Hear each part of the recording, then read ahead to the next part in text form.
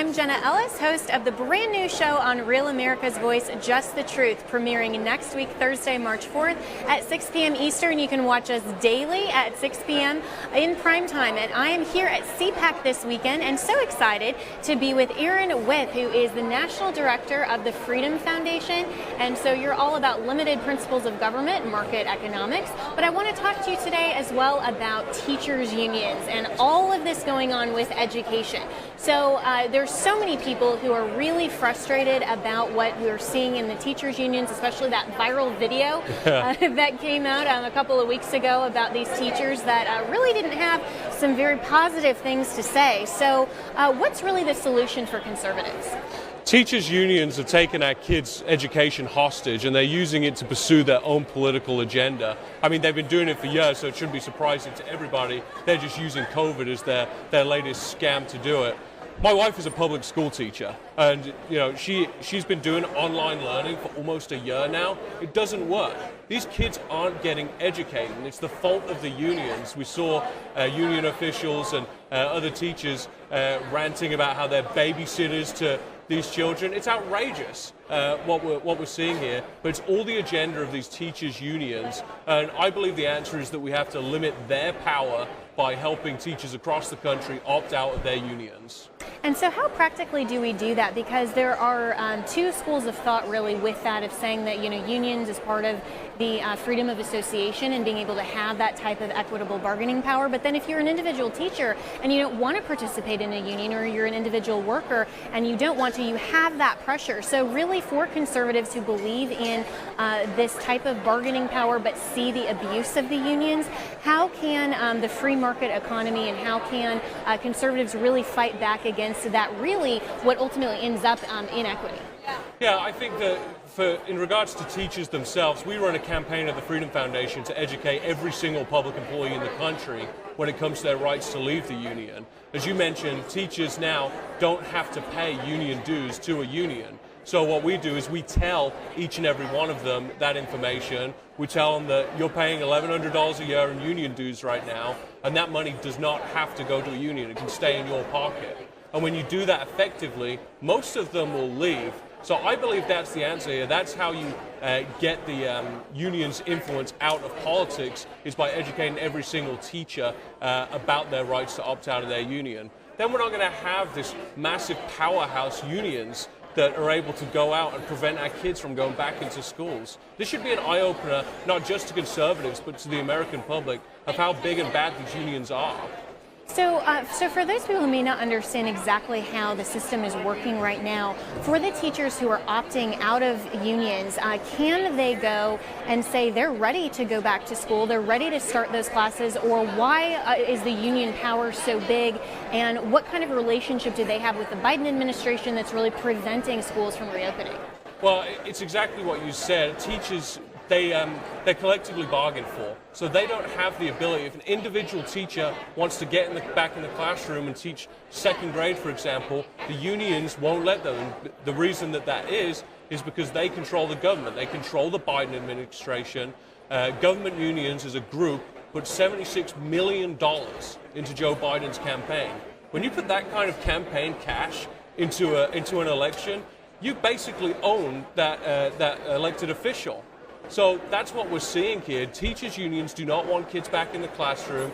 Whatever Joe Biden says to the media and the public, it's two-faced, because he's saying one thing to the unions who control his campaign cash, and he's saying another thing to us. And it's all to the detriment of our kids. Absolutely. And so, that leads into kind of a different question, but in terms of conservatives and principles of limited government, what's your position in the Freedom Foundation on things like campaign finance reform? Because when we saw President Trump, who was saying, and he ran on the principle that he wasn't beholden to any lobbyists, and he was going to make sure that he did things on behalf of the American people, speak up for the little guy, and we really saw those promises fulfilled.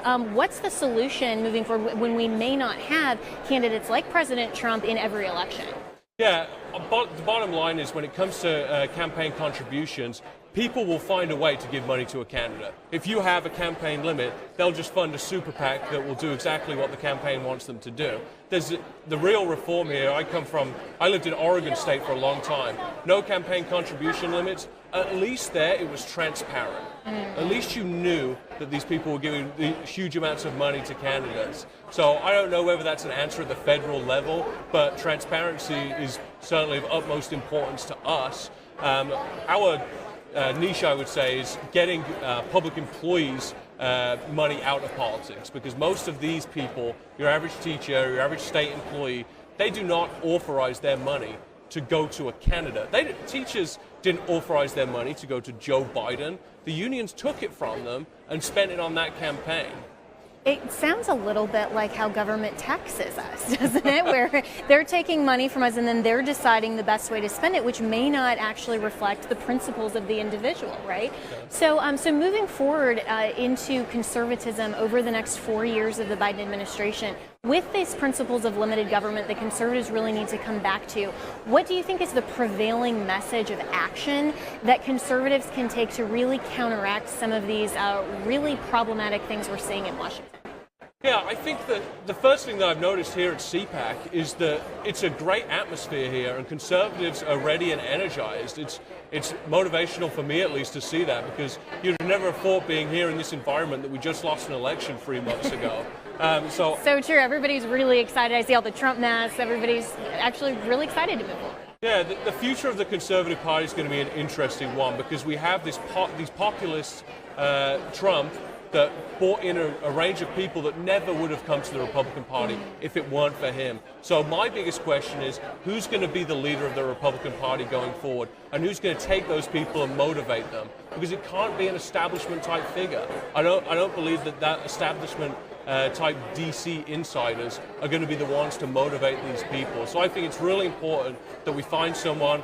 Maybe it's Trump running for another term. I know there's a lot of rumors going around about that. I don't know who it's going to be, but they have to motivate those people in order to win in 2024. And I find it fascinating you say that, because just before we started filming this segment, you and I were talking about being outside the Beltway people, coming from not the DC insider group. And in my time in DC, seeing that people are so fixated in that bubble, they don't see the rest of America. And coming to CPAC, you really do. Yeah. So I think that's really encouraging. But in just the last minute or so that we have here, Aaron, how can people get involved in your organization, and especially young people who are really looking to get involved over the next 4 years and then looking forward to 2024? So what we do, as I mentioned, is we run a campaign to educate every public employee about their rights to opt out of the union. Part of that is we get young people to go to the doors and offices of public employees and let them know that they can opt out of their union. So we're hiring people across the country to go out and do that, and we're actually recruiting people right here. So if young people are interested in doing that, we'd love to have them join our team. But also, we're a non-profit at the Freedom Foundation. We're supported by individual donors. If people want to see limited government and the unions taken out of politics, then they should go and donate to the Freedom Foundation at freedomfoundation.com. Freedomfoundation.com. Excellent. And are you on social media as well? Yeah, I'm on Aaron With, AaronWithe. Okay, W-I-T-H-E. That's okay, right, that's yes. right. That's all right. right, sounds good. All right, well, thank you so much for joining me, Aaron. I'm Jenna Ellis. I'm here at CPAC. And again, tune in to Just the Truth on Real America's Voice starting on Thursday, March 4th at 6 p.m. Eastern. We're going to do some more deep dive conversations into the real issues facing America today, and not just interested in the clash, but actually educating people in how to get involved, those principles of limited government, the Constitution, conservatism. Really excited, and so we will see you soon here on Just the Truth.